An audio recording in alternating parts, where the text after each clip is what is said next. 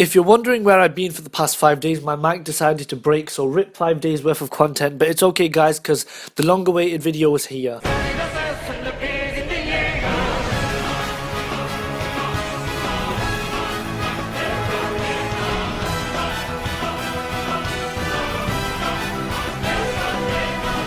So what's good everyone, Shred here. Probably the most requested video on this channel is a Nekroz tutorial video. I know a lot of you guys don't know how to play Nekroz, and it's kind of weird because a lot of my content is focused around Nekroz. So finally I've put it off so much, but I finally got to it. Is the Nekroz tutorial video. So firstly we're going to go over which cards you should play. So starting it off, you must play 3 copies of Manju and 3 copies of Senju. Even though in my Nekroz stun variant I didn't play Senju, I already explained that, but when you're playing standard Nekroz, 3 copies of Manju and 3 copies of Senju are essential, as they are your main searchers and your main normal summons in the deck. To only have 6 normal summons in the deck is good. It obviously sucks if you do draw Manju and Senju together, but it rarely happens, and due to the hits on the ban list, Nekroz are a lot less consistent than before, so playing the 3 Manju and the 3 Senju is essential. Now going over the Nekroz monsters, what you should play for the Nekroz monsters. So the first one we have, the high level one, is Nekroz of Sophia. I recommend never ever playing this card unless you're playing a gimmicky deck and like for fun and you're trying to bring out Sophia and that's the challenge of the deck. Fair enough guys, but seriously, Nekroz of Sophia is a horrible card, and if you're trying to play competitively or relatively competitively, I recommend not playing Sophia at all. Next up we have the level 10, we have Nekroz of Decisive Armor. Now Nekroz of Decisive Armor is not essential, but it is a good card to out high power monsters with 3000 attack points or over, because of course Nekroz's most powerful monster is Trishula, unless you're going to count rank 4s, which we aren't going to go into right now. So Decisive Armor is good. If you are going to play this card, I recommend only playing 1 copy of it. Playing 2 or 3 copies is too much in my opinion. Playing 1 copy is fine, even though if you play 2 copies or more, then it does hurt the consistency a lot. So 1 copy, you don't have to play it, but I do recommend playing 1 copy of it. Next up we have the big one, the one everybody knows about, Nekroz of Trishula. I recommend playing 2 of this card. A lot of people will say 1 and 1 is acceptable, but I personally like having the option to use Trishula twice in the duel, because obviously Nekroz have lost a lot of power, a lot of recovery and consistency, so although back in full power Nekroz format you should only play 1 Trishula, right now because of the consistency hit I recommend playing 2 Trishula, and also its hand protection effect, which we will get into later, is very good. So I recommend playing 2, 1 is acceptable, but 2 seems better in my opinion. Next up we have Nekroz of Valkyrius. I personally play 3 copies, as you've seen in my Nekroz live duel commentary where I drew all 3 copies in my opening hand. But some people will play 2. I recommend playing 2 or 3. It doesn't really matter, I don't have anything set in stone. I play 3 copies because I just want to be honest. I don't really have a reason for it, but 2 copies is acceptable, 3 copies is acceptable. Valk is what the kind of deck, one of the deck's main cards now, obviously because Brio's limited and because Unicorn's limited, so playing Valkyrius is very important. So 2, 3 copies, not 1 copy. Don't cut it. I wouldn't recommend not playing it at all, because it is one of the best cards Nekroz has at its disposal. Next up we have Nekroz of Gunga, the level 7. This card is an essential. It's kind of like the Decisive Armor thing, where it's a good card to play. It offers protection, however it's not essential. If you are going to play this, I recommend playing 1 copy. Next up is a card that is 100% essential, and that is Nekroz of Brionic. You need Brionic to go into your Trishula play, which I will explain later on. Nekroz of Brionic is another consistency card. If the card was at 3, Nekroz would be an amazing deck, let's put it like that. But unfortunately the card is limited, so playing the 1 copy is very important. The next up we have Nekroz of Catastor. Now Nekroz of Catastor, I don't recommend playing any of it. Even back in full power Nekroz format, most people didn't play it. Nekroz of Catastor, it's very situational. Discarding it to special summon back a non-ritual Nekroz monster isn't very good, to be honest. It's unneeded. The non-ritual Nekroz monsters, not many people play them as it is, so playing them with Catastor just adds to inconsistency, so I don't recommend playing Catastor. Next up, Unicorn. Unicorn is 100% essential. There is no reason to cut Unicorn at all. You need Unicorn to do a lot of your plays, and combining it with Herald of the Arclight and other cards like that. So you have to play Unicorn. The deck kind of revolves around it now. It is one of the best cards Nekroz have. When Unicorn was at 3, it was amazing for Nekroz. The amount of consistency that Unicorn offered was amazing. Next up, Colossus. I recommend playing the full 3 copies of this card in order to boost your consistency. Some people will say play 2 copies in a rota. I personally think having the 3 copies is better than having 2 copies in a rota, because you could run out essentially and not be able to search your spell card, because as you know, Senju will only search monsters. So if you need a spell card, you're going to have to normal summon Senju, search a Colossus, and then use the Colossus to get the spell card. So rather than playing rota, I know deck filling is good and consistency is good, but I do recommend playing the 3 Colossuses over 2 Colossuses and a rota. So that's it for all the Nekroz monsters. The Nekroz spell cards now, what I recommend for playing the Nekroz spell cards is a 2-2-2 ratio. So 2 copies of Nekroz Mirror, 2 copies of Nekroz Kaleidoscope, and 2 copies of Nekroz Cycle. You only play Nekroz Cycle, however, if you play the next card, which is Gishki Vision. Gishki Vision is a card that counts as the full tribute for a water ritual monster, which is good because all the Nekroz ritual monsters are water. So unless you're playing Gishki Vision, don't play Nekroz Cycle. If you are playing Gishki Vision, play Nekroz Cycle. So Gishki Vision is overall a good card. It's nothing compared to me, of course, because sure, it does offer you a search when it's tributed, but unfortunately Nekroz do have to work with what they have currently. Hence Gishki Vision is a good alternative, and a lot of people are triggered right now, I know, because they're thinking, why isn't he mentioning Gishki Shadow? Well, this is the thing. Play Gishki Vision if you're going to play Deep Sea Diva, because Deep Sea Diva can special summon Gishki Vision from the deck. If you're not going to play Gishki Vision, if you're not going to play Deep Sea Diva, then play Gishki Shadow. Gishki Shadow is much better because it's a level 4. You can use it in rank 4 plays, and it's a water monster, so if it's underneath Dweller will gain 500 attack points, plus it has better stats than Gishki Vision. So unless you're playing Deep Sea Diva, I recommend playing the Gishki Shadow instead of Gishki Vision, because Gishki Shadow is overall the better card, but Gishki Vision is better if you have the Deep Sea Diva. So that's it for kind of the monsters and the spells. The only thing I want to mention is the last card that is necessary is Preparation of Rite, which recently came to 2 on the recent list. I said recently twice there, or recent twice, but yeah, it came to 2 on the list, and I think Preparation of Rite is an essential card. It allows you to get your resources back from the graveyard, which is something Nekroz can't do anymore because Unicorn is limited. Therefore, Preparation of Rite is an amazing card. I actually can't wait for it to come back to 3. You have to play both copies of it in your deck. It can search your Brio, which can go into your Trishula and various other plays. So overall, you must play Preparation of Rite. So now that we've gone over what you have to play in the deck and what's essential and what's not essential, I think it's good to go over what the monsters actually do. So we're going to ignore Nekroz of Sophia because we don't care about that. Nekroz of Decisive Armor. Now the way Nekroz monsters work is they have a field effect and a hand effect. The hand effect is normally protection or searching, whereas the field effect is something like destruction or zoning out your opponent's extra deck monster or something similar towards that. So Decisive Armor's hand effect is you can discard him to boost one of your Nekroz monsters by 1000 attack points. Now this is an okay effect. It's not amazing, it's not mediocre, it's okay. Being able to boost a monster like Unicorn in order to run over a 3000 beat stick like Masterpiece or something else, because Masterpiece is very bad against this deck, because Masterpiece, well, not very bad, it's very bad for the deck because it's very hard to out Masterpiece with this deck, but luckily True Draco aren't very predominant anymore. So his hand effect is to discard him to boost a monster by 1000 attack points, one of your Nekroz monsters. You can also use this effect in the damage step, because the rules with the damage step are you can only use counter traps or attack boosting cards in the damage step. And its field effect is target one set card your opponent controls and banish it, or one set card on the field. So you could banish face down monsters, or you can banish back row. So that's a very good effect. It's a bit hard to summon him, but with the addition of Gishki Vision in the deck, it isn't too hard to summon him. Next up we have Nekroz of Trishula. Now Nekroz of Trishula has a hand effect where if your opponent targets one of your Nekroz monsters, you can discard him and you can negate that. It doesn't destroy, it just negates. It's an okay effect, it's not amazing. The hand effects for the high level monsters aren't really the best apart from Valk, but they do have amazing field effects. So as for Trishula, we all know his field effect. When he's summoned, you can banish one card in your opponent's hand, one card on their field, and one card in their graveyard. You have to banish each one from... It's not like Trishula, Dragon of the Ice Barrier, where you can banish one from the field and one from the graveyard, but not one from the hand.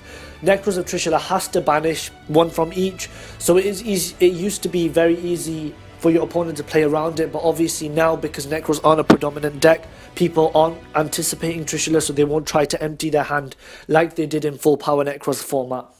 So overall, Trishula is probably one of the best higher level monsters. Actually, he is the best higher level monster because it's the card that you want to go into, the card that you're going to hit your opponent down with. It has high attack point. Overall, a very good card. Next up for Nekroz of Valkyrius, its hand effect is, this is a very good hand effect. It's when it's during the battle phase, you can discard him, banish one Nekroz card from your graveyard and end the battle phase. So it's kind of like a pseudo battle fade or Swift Scarecrow. Very good, it can protect your Unicorn because Unicorn is important to stop your opponent's extra deck monsters, especially with Spyro running around nowadays, considering Spyro rely off the extra deck quite a bit. I know Spyro Sleeper is a main deck monster, but they have lots of link combos with double Helix as well. And then Valk's field effect is another good one where you contribute one or two monsters, so up to two, to draw that many cards. So that goes in combo with the non-ritual Nekroz monsters, which I didn't mention because they're not very essential, but if you manage to tribute something like Great Sorcerer of the Nekroz, which has an effect when this card is tributed by a card effect, you can add one Spellcaster Nekroz monster from your deck to your hand, then that does work very good with Valkyrius. But overall, Valkyrius, when you do summon him, you're normally going to tribute off dead cards like Decisive Armor and other Valkyriuses in order to get into some consistency cards like Manju in order to summon your Trishula. So Valkyrius, as I said before, 2 to 3 copies, and that is his hand and field effect. As for Gunge, Gunge's field effect, well, her hand effect first, let's keep this in the proper order.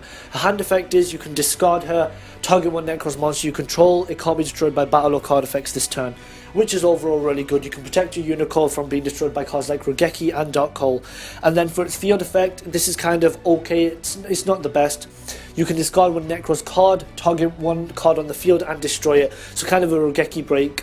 It's an okay effect. It can stop floodgates, I suppose, if they flip them after Gunge is summoned. Overall, Gunge is a decent card. As I said before, 1 copy maximum. You don't need any more than 1 copy. Next up, Brio. Brio is one of the best Nekroz monsters. His hand effect is you can discard him to add a Nekroz monster from your deck to your hand, so you could even add the non-ritual type monsters. So that is overall a really good effect, and its field effect is you can target up to 2 monsters summoned from the extra deck, shuffle them back into the deck. So that is overall very good, but you rarely summon Brio unless you're going to use Cycle to tribute Gishki Vision in order to summon Brio. Next up, Catastor. I said you don't have to play this card, I don't recommend playing it, but Catastor's hand effect is you can discard this card, special summon one non-ritual Nekroz monster from your graveyard, which is mediocre at best. Its field effect is, it's kind of like if your opponent attacks you with an extra deck monster, one of your Nekroz monsters, then that extra deck monster is instantly destroyed, which is an okay effect. It's not horrible, it's okay. Next up, Unicorn. Unicorn, one of the best cards. Its hand effect is you can discard this card, add a Nekroz card from your graveyard to your hand, which is amazing, but unfortunately we can't really use that effect much anymore because we want to summon Unicorn to the field. If we did have access to multiple copies of Unicorn, then it would be okay to discard this to get back resources, but unfortunately we can't do that anymore. And then next up we have Colossalus. Colossalus's hand effect, I'm really sorry, I forgot to mention Unicorn's field effect, trying to keep this as smooth as possible. So Unicorn's field effect is that basically all face-up extra deck monsters have their effects negated, which is amazing. One of the best effects I've ever seen on a monster. It's kind of like a skill drain for extra deck monsters on legs. Unicorn is a very good card. Next up, Nekroz of Colossalus. Colossalus's hand effect is you can discard this card to add a Nekroz spell from your deck to your hand, so kind of like Brio, except it searches spells.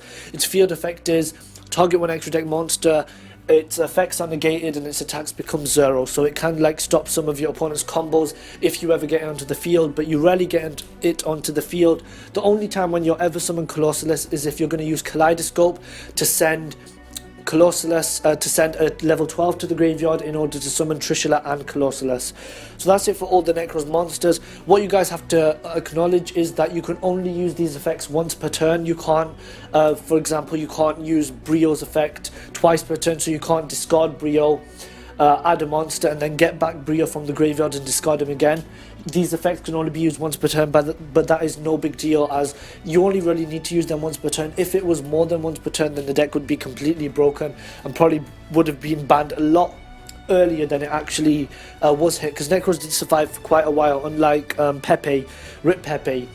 But right, so that's it for the monsters, how they work and stuff.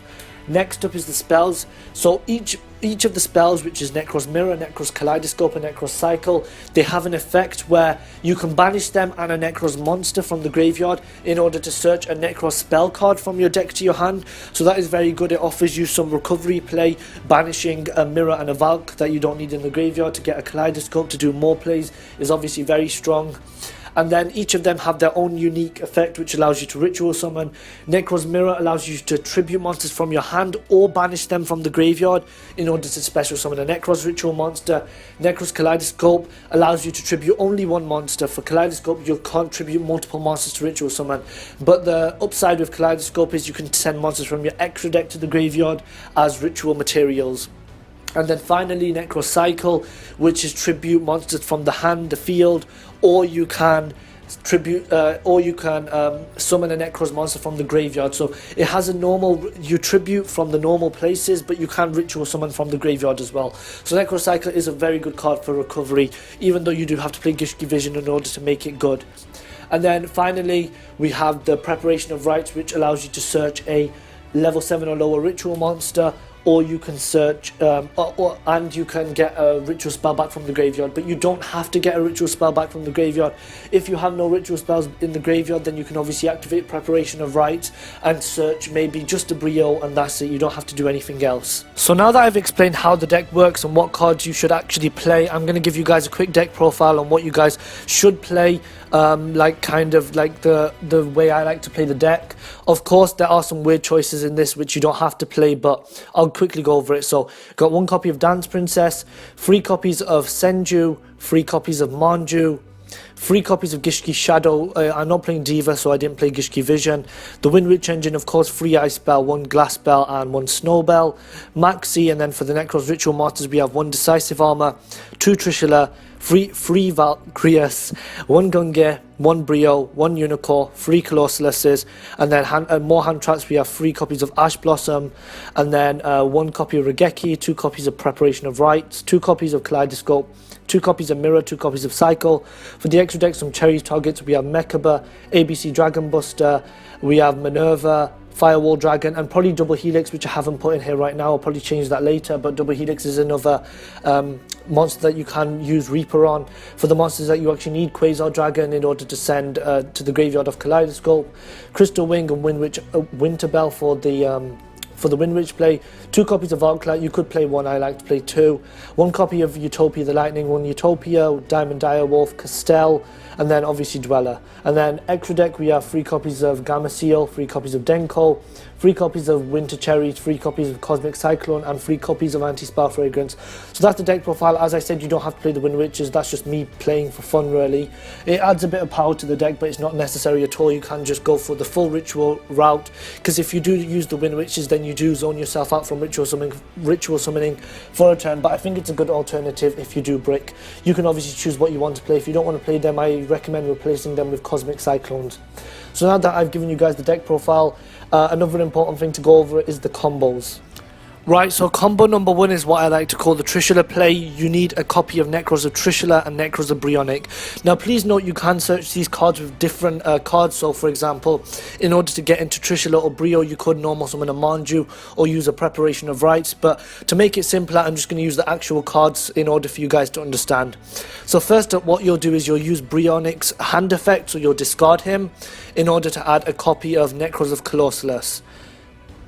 Now, with Nekroz of Colossus, you'll also discard him, and you'll get a copy of Nekroz Mirror. Now, Nekroz Mirror allows you to banish monsters from your graveyard in order to ritual summon a Nekroz monster.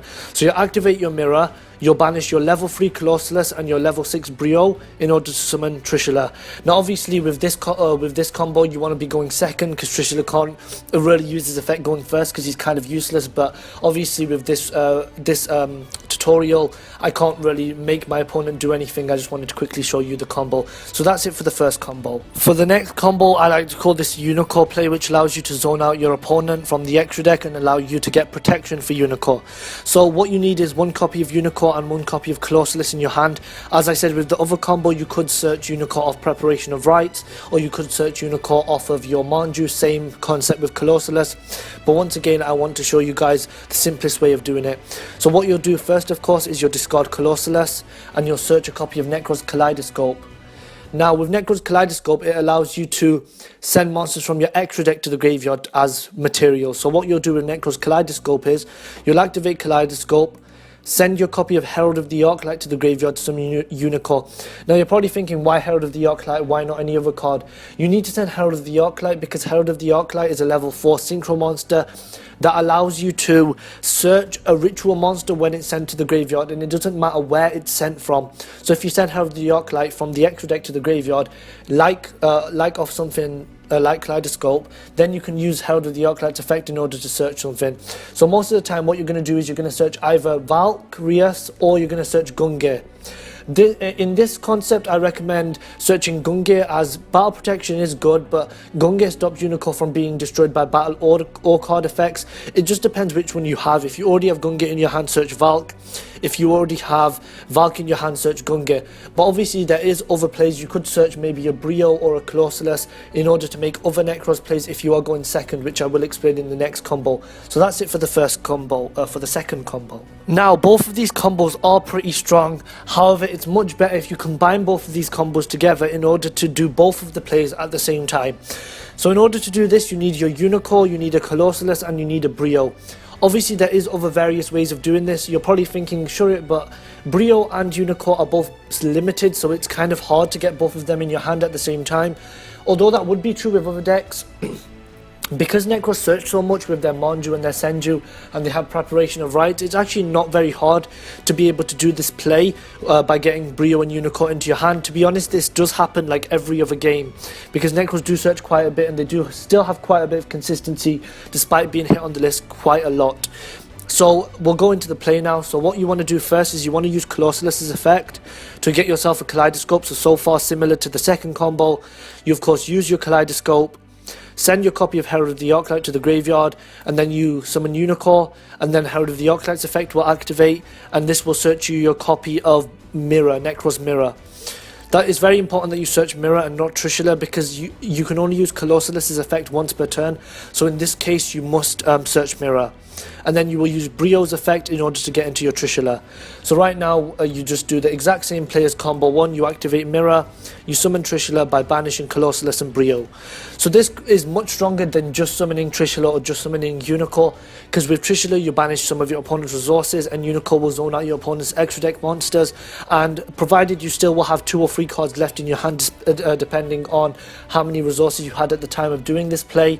So overall, it is a very strong play. So this is one of the better combos that Nekroz do have. Now here's a combo that rarely happens, but I thought it would be good to explain this to you as well, because I didn't really go into depth about the non-ritual Nekroz monsters. So with Valkyrius, he has an effect, as I explained before, that allows you to tribute monsters in order to draw cards. So with Valkyrius, the good combo is to tribute off the non-ritual Nekroz monsters, as they both have effects where if Dance Princess of the Nekroz is tributed by a card effect, then you can add a banished Nekroz monster back to your hand, and if Great Sorcerer of the Nekroz is tributed by a card effect, you can add a Spellcaster Nekroz monster from your deck to your hand. So what you'll do here is you would, if you already have a face-up Valkyrius and some of the non-ritual Nekroz monsters in your hand or maybe on your field, what you'll do is you'll use Valkyrius' effect, tribute both the Dance Princess and the Great Sorcerer or whatever else you have, and then draw 2 cards. So we've got these 2 right now, and then what you'll do here is you'll use both their effects, so it doesn't matter which order you do it in.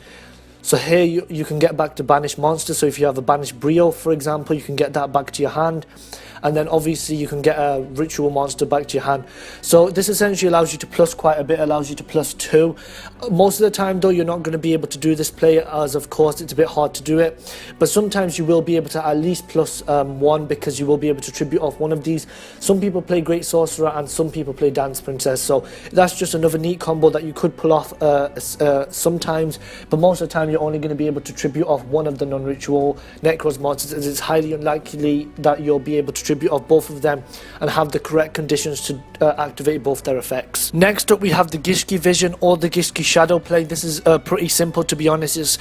I don't really need to explain this, but just so you guys can get the gist of what you're supposed to do. If you have a Nekroz monster in the graveyard, for example Nekroz Trishula or Nekroz Valkyrius, then you can activate your Nekroz cycle, summon back your Trishula by tributing Gishki Shadow or Gishki Vision, because Gishki Vision or Gishki Shadow count as the full tribute for the summoning of a Nekroz, of a water ritual monster. So that's pretty good, as it allows you to have good recovery and get back ritual monsters from the graveyard and use their effects again. So thank you guys for watching. Overall, I think I've given you quite an in-depth discussion or kind of tutorial on how to play Nekroz. I've given you guys all the effects, explained how they work, given you guys a lot of combos, a kind of deck profile that you guys don't have to copy exactly, because it is a bit weird with the Wind Witches. That's just how I like to play it. But thank you guys for watching. This has been Shuret. Peace.